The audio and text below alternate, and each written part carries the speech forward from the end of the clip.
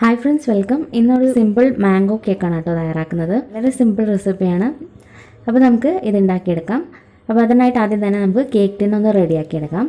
അപ്പോൾ ഇതുപോലത്തെ cake tin ഉണ്ടെങ്കിൽ എടുക്കുക, അല്ലെങ്കിൽ പിന്നെ സാധാരണ ഏതെങ്കിലും ഒരു പാത്രം ഉപയോഗിച്ചാലും മതി. നന്നായിട്ട് ഓയിൽ തേച്ച് പിടിപ്പിക്കുക. അതിനുശേഷം കുറച്ച് ഗോതമ്പ് പൊടി ഇട്ട് ഡസ്റ്റ് ചെയ്തെടുക്കാം. ഇതാദ്യം തന്നെ റെഡിയാക്കി വെക്കാം. ഇനി നമുക്ക് മാങ്ങയാണ് വേണ്ടത്. വലിപ്പമുള്ള ഒരു മാങ്ങ മതിയാവും. ചെറുതാണെങ്കിൽ 2 മാങ്ങ എടുക്കേണ്ടി വരും. ഇതിൻ്റെ തൊലിയെല്ലാം കളഞ്ഞ് ചെറുതായിട്ട് കട്ട് ചെയ്ത് 1 കപ്പ് മാങ്ങയാണ് നമുക്ക് വേണ്ടത്. അപ്പോൾ അതിനനുസരിച്ച് മാങ്ങ എത്ര വേണോ അതിനനുസരിച്ച് മാങ്ങ എടുക്കുക. ഇനി നമുക്കിതൊരു മിക്സിയുടെ ജാറിലേക്ക് മാറ്റാം. ഇതിൻ്റെ കൂടെ തന്നെ 1/2 കപ്പ് പഞ്ചസാരയും കൂടി ചേർത്ത് അരച്ചെടുക്കാം. അപ്പോൾ നല്ല ഫൈനായിട്ട് വേണം അരച്ചെടുക്കാനായിട്ട്. ഒട്ടും തന്നെ മാങ്ങയുടെ പീസസ് ഒന്നും ഉണ്ടാവാൻ പാടില്ല. നന്നായിട്ടത് അരച്ചെടുക്കുക. അപ്പോൾ നമ്മളിത് അരച്ചെടുത്തിട്ടുണ്ട്. ഇതൊരു ബൗളിലേക്ക് മാറ്റാം. ഇനി ഇതിലേക്ക് 1/4 കപ്പ് ഓയിൽ ചേർക്കാം. ഏതെങ്കിലും റിഫൈൻഡ് ഓയിൽ വേണം ഉപയോഗിക്കാനായിട്ട്. സൺഫ്ലവർ ഓയിലും മതി. നന്നായിട്ടൊന്ന് മിക്സ് ചെയ്തെടുക്കാം. ഇനി ഒരു ഫ്ലേവറിന് വേണ്ടിയിട്ട് വാനില എസൻസ് ചേർക്കുന്നുണ്ട്. ഒരു മതിയാവും കേട്ടോ, കുറച്ച് ചേർത്താൽ മതി. ഒരു ഫ്ലേവറിന് വേണ്ടി മാത്രമാണ്. ഈ മാങ്ങയും അതുപോലെ തന്നെ വാനില എസൻസും കൂടി മിക്സ് ചെയ്യുമ്പോൾ നല്ലൊരു ടേസ്റ്റ് കിട്ടും. അതിന് വേണ്ടിയിട്ടാണ്. എസൻസ് ഇല്ലെങ്കിൽ ഒഴിവാക്കാം, കുഴപ്പമില്ല. ഇനി നമുക്ക് ഗോതമ്പ് പൊടി വേണം. 1/4 കപ്പ് ഗോതമ്പ് പൊടിയാണ് നമുക്ക് വേണ്ടത്. അരിച്ച് വേണം ചേർക്കാനായിട്ട്. അപ്പോൾ ഞാൻ ഇതിലേക്ക് 1 കപ്പ് ഗോതമ്പ് പൊടിയും 1/4 കപ്പ് മൈദയും കൂടിയിട്ടാണ് ചേർക്കുന്നത്. അങ്ങനെ തന്നെ ചേർക്കണമെന്നൊന്നുമില്ല കേട്ടോ. മുഴുവനായിട്ടും ഗോതമ്പ് പൊടി വെച്ച് തന്നെ നമുക്ക് ഉണ്ടാക്കാം. ഇനി നമുക്കിതിലേക്ക് ബേക്കിംഗ് പൗഡർ 1 ടീസ്പൂൺ ചേർക്കാം. 1/2 ടീസ്പൂൺ ബേക്കിംഗ് സോഡയും കൂടി ചേർക്കാം. ഇത് ഇത്രയും കാര്യങ്ങൾ നന്നായിട്ടൊന്ന് അരിച്ച് ചേർക്കുക. മസ്റ്റായിട്ടും അരിച്ച് ചേർക്കണം. അപ്പോൾ നമ്മളിത് അരിച്ചെടുത്തിട്ടുണ്ട്. ഇനി ഇത് വളരെ പതുക്കെ മിക്സ് ചെയ്ത് കൊടുക്കുക. സ്പീഡിൽ മിക്സ് ചെയ്ത് വളരെ പതുക്കെ എല്ലാം കൂടി ഒന്ന് യോജിപ്പിച്ചെടുത്താൽ മതിയാവും. കട്ടയില്ലാത്ത വിധം മിക്സ് ചെയ്യണം.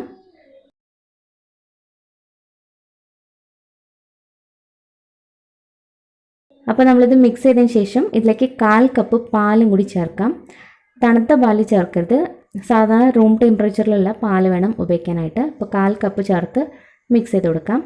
പിന്നെ ഈ കേക്ക് ബാറ്റർ എന്ന് വെച്ചാൽ ഈ ഒരു കൺസിസ്റ്റൻസിയിൽ വേണം ആക്കിയെടുക്കാനായിട്ട്. അളവനുസരിച്ച് ചെയ്താൽ നമുക്ക് ഈ ഒരു ടെക്സ്ചർ കിട്ടും. ഇതിലേക്ക് 1 ടേബിൾ സ്പൂൺ പാലും കൂടി ചേർത്തിരുന്നു കേട്ടോ, പക്ഷേ അത് വീഡിയോ റെക്കോർഡ് ആയിട്ടില്ല. അപ്പോൾ 1/4 കപ്പ് പാലിൻ്റെ കൂടെ 1 ടേബിൾ സ്പൂൺ പാൽ എക്സ്ട്രാ കൂടി ചേർത്തിട്ടാണ് ഈ ഒരു ടെക്സ്ചറിൽ നമ്മൾ ആക്കിയെടുത്തത്. ടൂട്ടി ഫ്രൂട്ടിയും കൂടി ചേർത്തിട്ട് ഉണ്ടാക്കിയെടുക്കാം. ഇത് ഓപ്ഷണലാണ്, ഉണ്ടെങ്കിൽ മാത്രം ചേർക്കുക. ഇതില്ലെങ്കിൽ നമുക്ക് നട്ട്സൊക്കെ ചെറുതായിട്ട് കട്ട് ചെയ്ത് ചേർക്കാവുന്നതാണ്.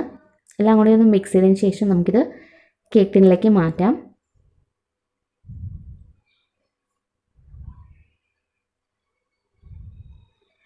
ഇനി നന്നായിട്ട് തന്നെ ടാപ്പ് ചെയ്ത് കൊടുക്കണം. ആ എയർ ബബിൾസ് ഒക്കെ മാറാൻ വേണ്ടിയിട്ടാണ്.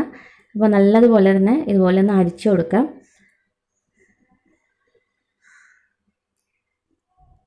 ഈ ഫ്രൂട്ടി ചേർക്കുന്നുണ്ട്. ഇതൊക്കെ ഒരു ഭംഗിക്ക് വേണ്ടിയിട്ടാണ് കേട്ടോ. ഇല്ലെങ്കിൽ ചേർത്താൽ മതി. നമുക്ക് കേക്ക് ബേക്ക് ചെയ്തെടുക്കാം. അപ്പോൾ ഏതെങ്കിലും നല്ല അടികട്ടിയുള്ള ഒരു കടക്ക, അതിനടിയിലായിട്ട് ഒരു പ്ലേറ്റും കൂടി വെച്ച് അടച്ചു വെച്ച് ഹൈ ഫ്ലെയിമിലിട്ട് 5 മിനിറ്റ് നേരത്തേക്ക് വെച്ചാൽ മതി. ഇപ്പോൾ കടായി തന്നെ എടുക്കണമെന്നൊന്നുമില്ല കേട്ടോ, നമുക്ക് കുക്കർ എടുക്കാം. 5 മിനിറ്റ് നമ്മൾ ചൂടാക്കിയെടുത്ത കടായിലേക്ക് കേക്ക് ടിന്ന് വെച്ച് അടച്ചു കൊടുക്കുക. അടച്ചതിന് ശേഷം 30 മിനിറ്റ് ലോ മീഡിയം ഫ്ലെയിമിലിട്ടത് ബേക്ക് ചെയ്തെടുക്കണം. 30 മിനിറ്റിന് ശേഷം നമുക്കിത് തുറന്ന് നോക്കാവുന്നതാണ്. അപ്പോൾ ലോ മീഡിയം ഫ്ലെയിം എന്ന് വെച്ചാൽ ഇതുപോലെ ഇരിക്കും കേട്ടോ. ഒരുപാട് ലോ അല്ല, അതേപോലെ ഒരുപാട് ഹൈയും അല്ല. അറിയാത്തവർക്ക് വേണ്ടി കാണിച്ചതന്നേ ഉള്ളൂ. ഇതിപ്പോൾ ഒരു 30 മിനിറ്റ് ആയിട്ടുണ്ട്. 30 മിനിറ്റിന് ശേഷം നമുക്ക് തുറന്ന് നോക്കാം. ഇത് വെന്തില്ലെങ്കിൽ നമുക്ക് കുറച്ച് സമയം കൂടി വെക്കേണ്ടി വരും. അപ്പോൾ 30 മിനിറ്റ് വരെ അത് തുറക്കാതെ തന്നെ നോക്കണം കേട്ടോ. അപ്പോൾ അത്യാവശ്യം ഇത് ബേക്കായി കിട്ടിയിട്ടുണ്ട്. നടുഭാഗത്തായിട്ട് നമുക്കൊന്ന് കുത്തി നോക്കാം. നടുഭാഗത്ത് കുറച്ച് വേവാത്ത പോലെ ഉണ്ട്. അപ്പോൾ ചെക്ക് ചെയ്ത് നോക്കാം. അപ്പോൾ ഇത് കണ്ടില്ലേ, കുറച്ചും കൂടി ഒന്ന് വേവണം. ചെറുതായിട്ടൊന്ന് ഒട്ടുന്നുണ്ട്. സൈഡൊക്കെ നല്ലതുപോലെ തന്നെ വെന്ത് വന്നിട്ടുണ്ട്. നമുക്കിത് വീണ്ടും അടച്ചു വെച്ച് ഒരു 5 മിനിറ്റും കൂടി നമുക്ക് ബേക്ക് ചെയ്തെടുക്കാം.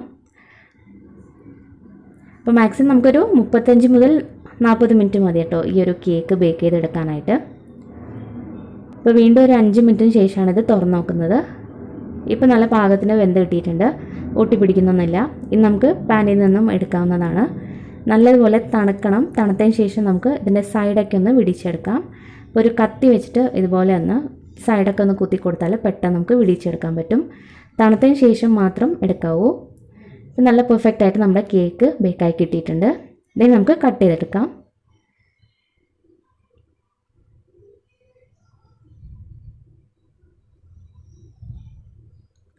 സോഫ്റ്റ് ആയിട്ടുള്ള കേക്കാണ്. അതുപോലെ നല്ല ടേസ്റ്റാണ്. ആ ഫ്ലേവറും കൂടി കൂട്ടി നല്ലൊരു ടേസ്റ്റാണ് ഈ ഒരു കേക്കിന്. സിമ്പിൾ റെസിപ്പിയാണ്, ആർക്ക് വേണമെങ്കിലും പെട്ടെന്ന് ഉണ്ടാക്കിയെടുക്കാൻ പറ്റുന്ന റെസിപ്പിയാണ്.